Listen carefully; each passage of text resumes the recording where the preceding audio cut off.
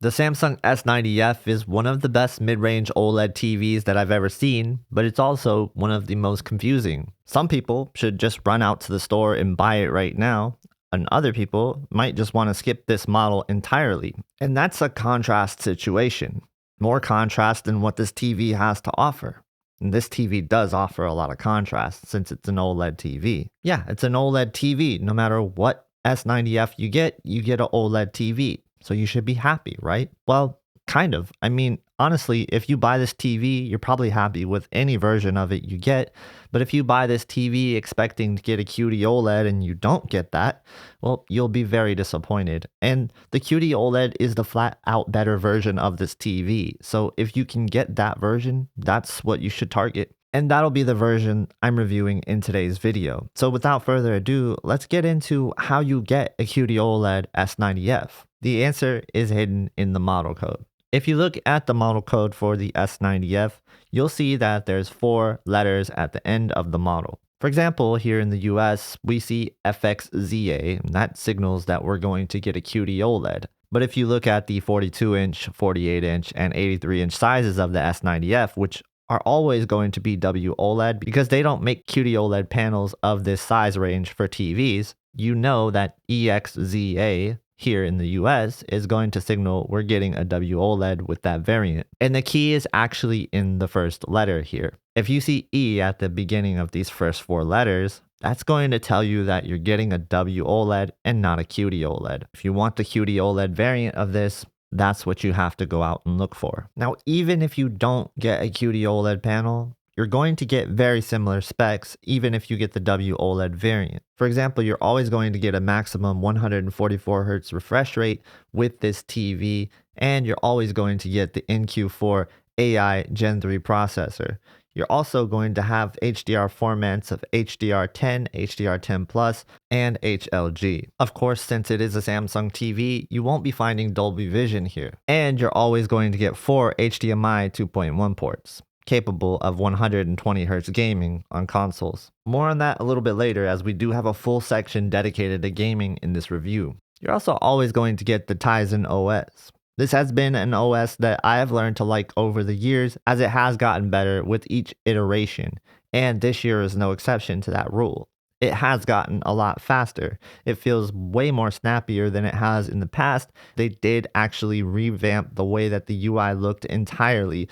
Really quick, before we move on to the rest of the review, if you guys are enjoying this video and you want to help support the channel, if you're buying your next TV, please consider using my affiliate links in the description. It will help support the channel and help us do more reviews just like this in the near future. Thank you guys so much for your support. Now let's continue on with the rest of the video. A trend within the technology world that we can't quite escape is going to be AI, and Samsung is no exception to this rule using Vision AI. I'm not going to get into everything that Vision AI does because it's quite a substantial list, but I will say that they did make an effort to put a dedicated AI button on the remote itself, and the functionality is somewhat decent. In a way, it operates like a companion app on your smartphone, but instead you just can pop it up whenever you want on a sidebar. It's kind of a cool feature. If you're using an app that supports this feature, then you can press the AI button. It'll pull up information on the TV show or movie that you're watching, giving you a list of actors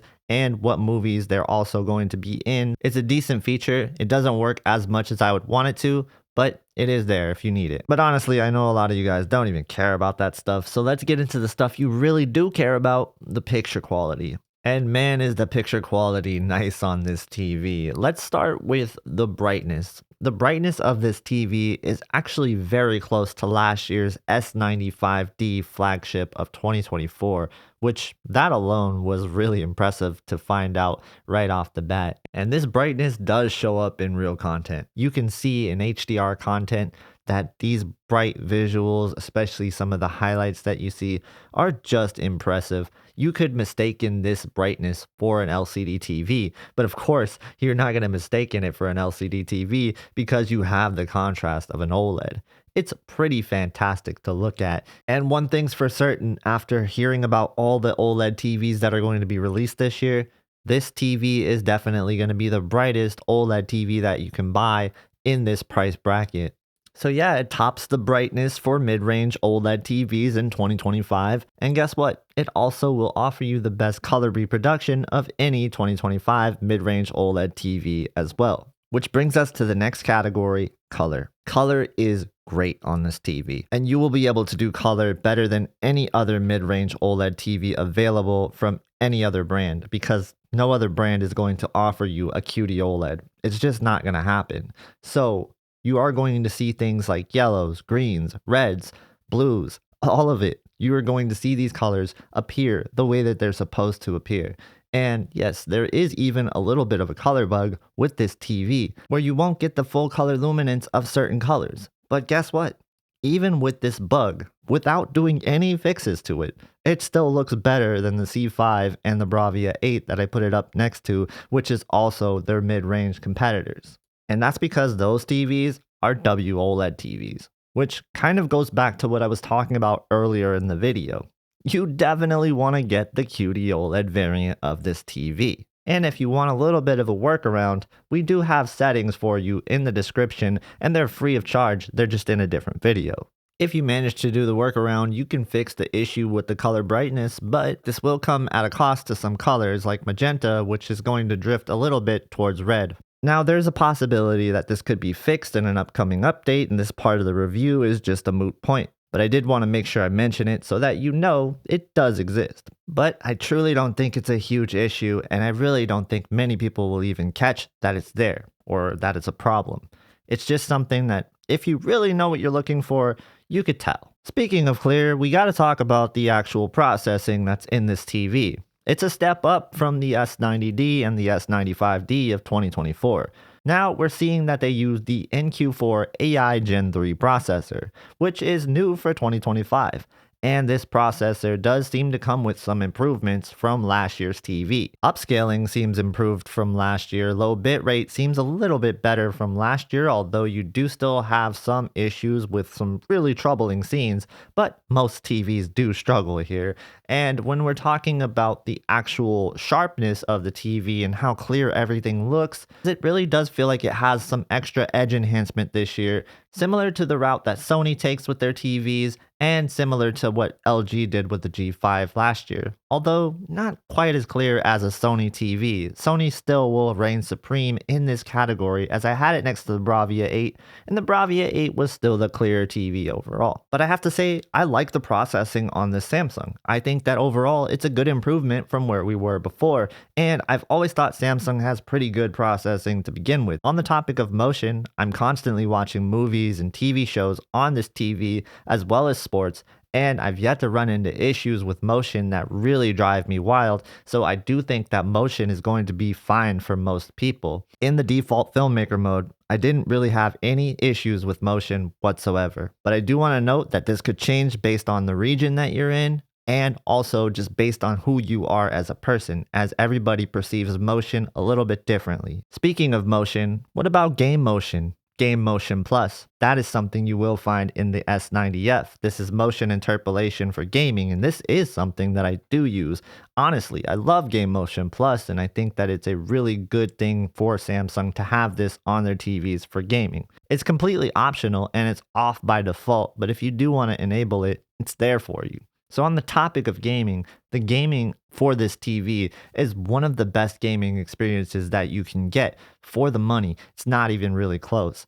And when you're talking about this compared to all the other mid-range OLED TVs, in game mode, no other mid-range OLED TV comes close to matching the S90F in brightness, color, HDR performance, SDR performance, and like we talked about earlier, motion. Because of Game Motion Plus and because it's an OLED, you just don't have any real motion complaints with this TV. Of course, you have a lot of things here as well. A game bar that offers a mini map zoom, 21:9, 32:9 aspect ratio switching for PC gaming on the fly. If you want it, there's different game profiles available as well. So if you're playing a game and you just want to customize a game experience, well, you can set up a profile just for that game. And those of you that love gaming in HDR, you'll be happy to know that this does have HGIG. So you can set up your console HDR settings exactly how it's meant to be set up with the clipping pattern on the checkerboard. For PC, PS5, Xbox Series X, and Nintendo Switch 2. Input lag is among the lowest of all TVs available, and of course, like I mentioned, you get 144Hz support if you have a compatible PC. Now, if you want 165Hz support, you'll have to upgrade to the S95F. I'm going to briefly talk about sound, but not go into it too much, and just let you know that the sound on this TV is going to be decent for TV speakers.